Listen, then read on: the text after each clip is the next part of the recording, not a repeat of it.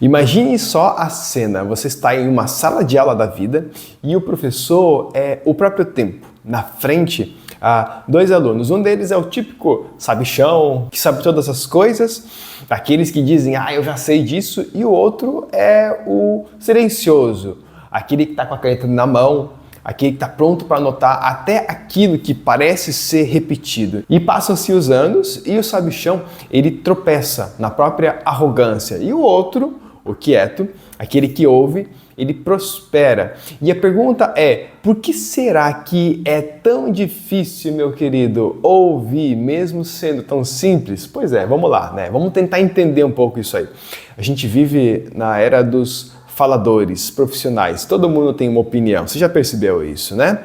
Todo mundo tem voz, todo mundo tem o que falar. E os ouvidos? Então, meu querido, esses aí são artigos de luxo, seja na igreja, seja na padaria, seja na fila de algum outro lugar, no trânsito, nas redes sociais, ninguém mais para ouvir e aprender. Nós ouvimos para responder, para retrucar ou para zombar. Mas aí vem Salomão e ele nos lembra, se o sábio der ouvidos, ou seja, até o mais sábio, ele precisa parar para escutar. E talvez essa seja a grande tensão central de ouvir em um mundo onde gritar virou até estratégia de marketing. Escutar, meu querido, ele virou um ato revolucionário e quem escuta hoje é o diferentão.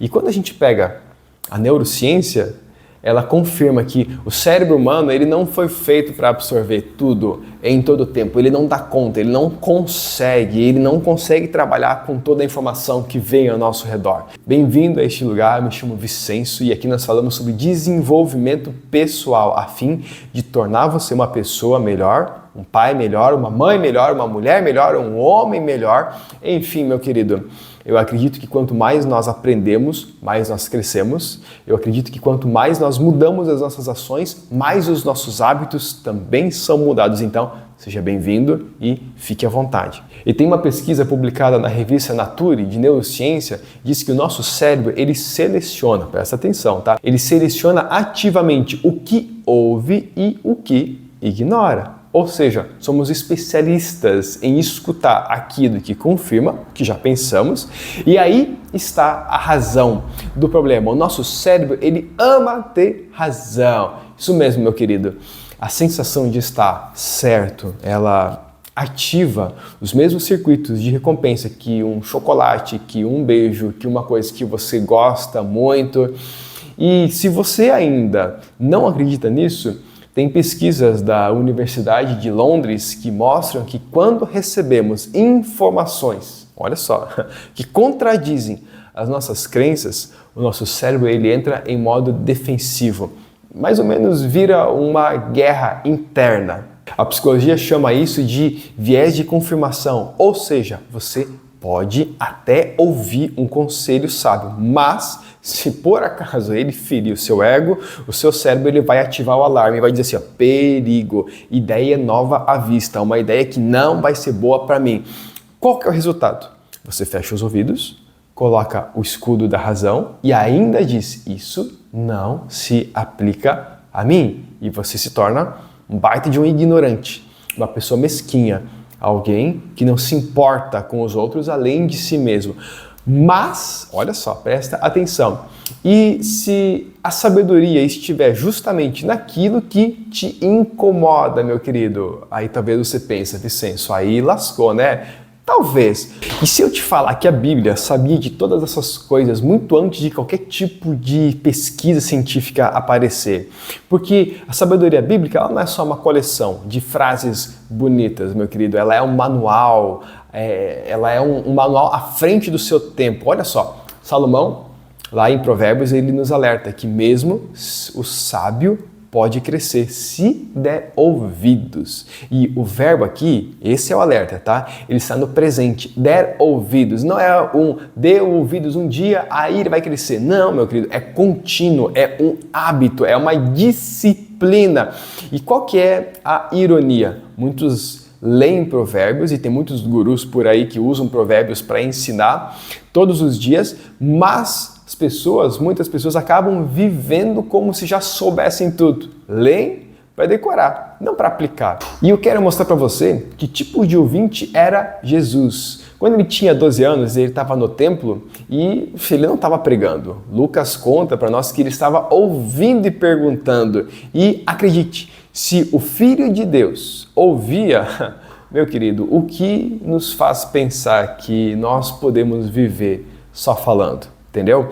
E aqui está a reviravolta. Ouvir não é fraqueza, é coragem, é abrir mão do controle, é admitir que alguém pode saber mais do que eu e você, é dar espaço para ser transformado. E ao mesmo tempo, eu confesso, sim, isso é assustador. Olha só o estudo da Harvard Business. Ela revela que líderes eficazes são ouvintes vorazes. Eles não apenas ouvem, eles escutam para mudar. E isso gera crescimento pessoal, profissional, espiritual. Isso faz com que você seja uma pessoa melhor em onde você estiver.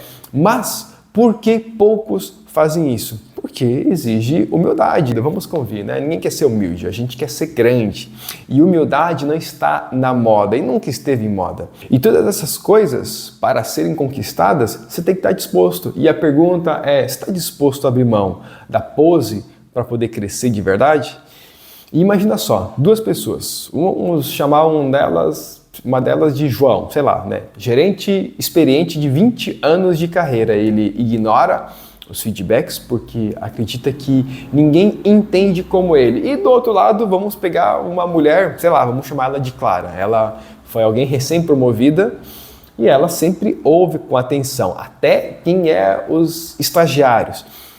Qual que é o resultado ao longo desse processo? A Clara cresce e o João empaca, né? Outro exemplo é Noé. Ele ouviu uma voz de Deus que mandou ele construir a arca, só que não tinha previsão de chuva. E as pessoas ao redor dele riram, zombaram e, ironicamente, morreram afogados por falta de discernimento. E a pergunta que fica, será que talvez não estamos mais parecidos com os zombadores de Noé? E a boa notícia, meu querido, é que nós podemos ser treinados, o nosso ouvido pode ser treinado, o nosso coração pode ser treinado. Tem um estudo na MIT Media Lab que mostra que pessoas que praticam escuta ativa, elas aumentam significativamente a empatia e a inteligência emocional, só pelo fato de ouvir, de escutar. E o cérebro humano, ele tem algo que a gente chama de neuroplasticidade. Ele se molda conforme o uso. Então, isso quer dizer que você pode literalmente se tornar uma pessoa mais sábia se começar a ouvir melhor. Mas eu preciso dizer para você que não é simplesmente... A gente não vai simplesmente começar a ouvir e vai ficar por isso mesmo. Não, ouvir exige esforço, intencionalidade e também dor. Por que eu falo dor? Porque a sabedoria verdadeira, ela não é confortável, ela sacode a gente por dentro, ela confronta, ela arranca as nossas máscaras.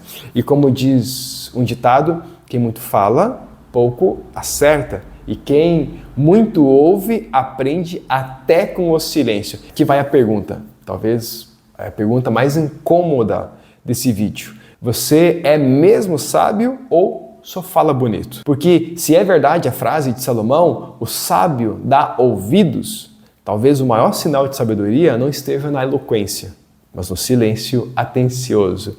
E pense bem, quando foi a última vez que você ouviu alguém com o coração aberto, sem preparar a sua resposta, sem ficar ansioso, tentando encontrar algum motivo para poder mudar a vida da outra pessoa, enquanto a pessoa ainda falava? Quando foi a última vez que uma crítica te fez refletir em vez de fazer você se defender? Seja sincero com você mesmo, porque todos os dias nós temos uma escolha: viver como aprendizes ou como juízes, como ouvintes ou como palestrantes de nós mesmos.